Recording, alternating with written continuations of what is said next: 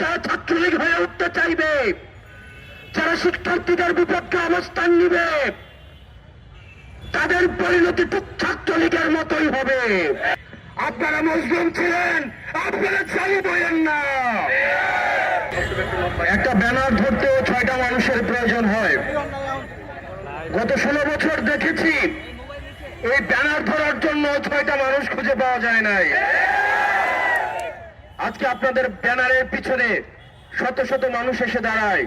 এই মানুষগুলো সেদিন গত 16টা বছর ছাত্রলীগের পিছনে এসে দাঁড়িয়েছে। এই 16 বছরের দিকে তাকান।